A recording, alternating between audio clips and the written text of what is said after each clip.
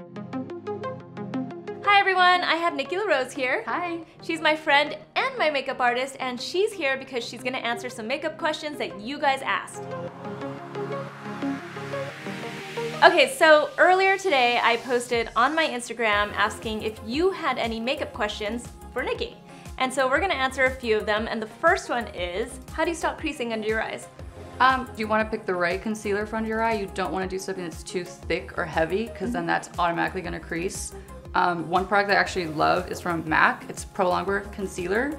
This is an all-day wear. It's a thin formula, so it blends out easily and it doesn't crease because it's not a thick, heavy formula. I think thick, and I think like in a pot? In a pot, yeah, exactly. So thick could also be like in a tube where you push it out and it's a really thick, creamy consistency. Right. This one's more of like the Liquidy? texture, yeah, like a liquid foundation.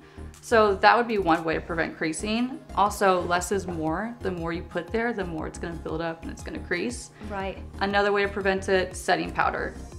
Setting powder is a great way to prevent that. You can either kind of blot it in with a beauty blender or apply it with a brush, and that will help to prevent creasing. Right, you actually do this to me all day long, right? I do, all day long. Like if we're shooting videos all day, I have Nikki come up to me in between takes and yep, that's exactly what she does. And it's always with this Laura Mercier powder, right? What is this one called? Translucent. This is translucent. Yep, no color, it's pretty thin, it's pretty lightweight, so it's not gonna add a lot of heaviness to the under eye. So the same person that asked that question asked if there was like a specific primer to use. What do you think about that?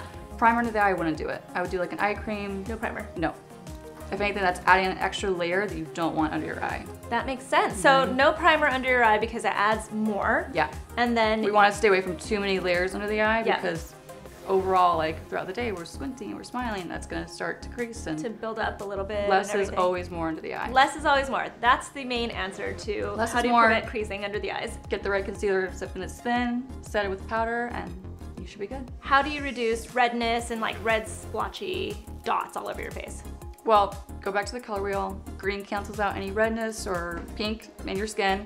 So if you don't want to use something like this where it's a little more daunting because it's such a bright green, Stila actually makes something that I love. It's called All-in-One. It's a bunch of colors just rolled together. There's green, there's lavender, and it's gonna color correct. It's gonna brighten at the same time, moisturize, and prime your skin. You just kind of dab it all over? Yeah, put on like a moisturizer, one pump, and then you're done. And so how do you use the green concealer? Something like this you want to use just a little bit and really make sure that you blend it out. And then put your foundation or your concealer on top and you're good to go. And it's easy. So remember, kind of like Christmas, red and green.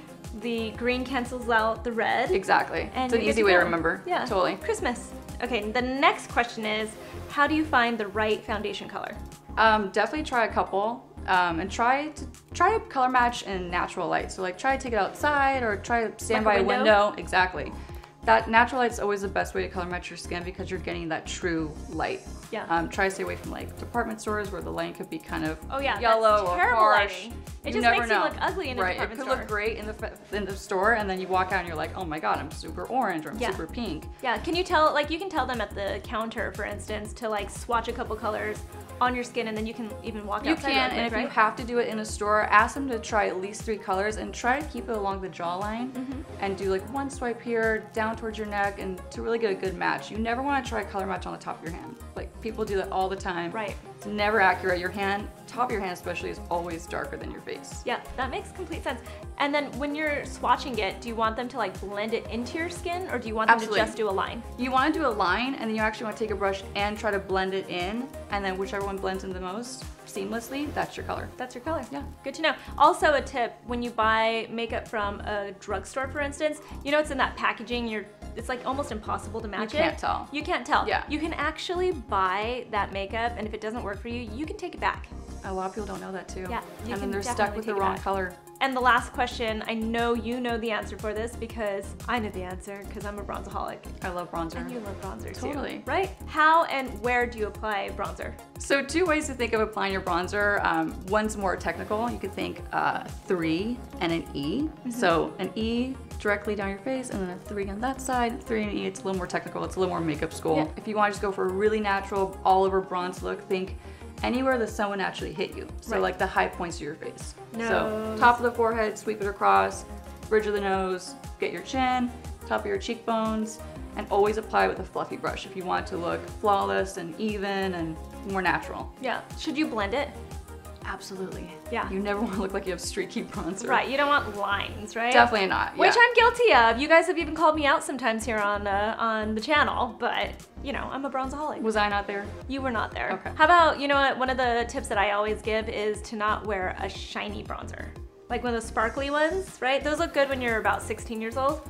They look good if you're going for that glowy, like J-Lo look, but sometimes it could be too much. Especially if you're taking pictures, you can just look way too glowy. Like you just want like a warm color. Yeah, something warm, something not too dark, because the darker you go, it can be hard to blend. Yep. And also bronzer is different from contour.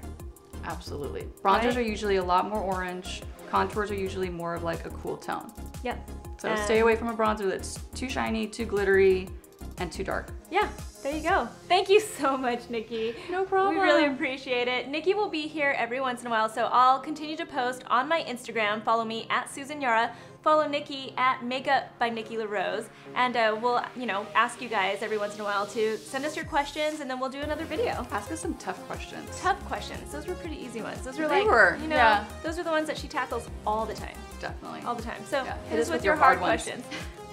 Yes. Yes. Subscribe to our channel if you haven't already, and thanks for watching.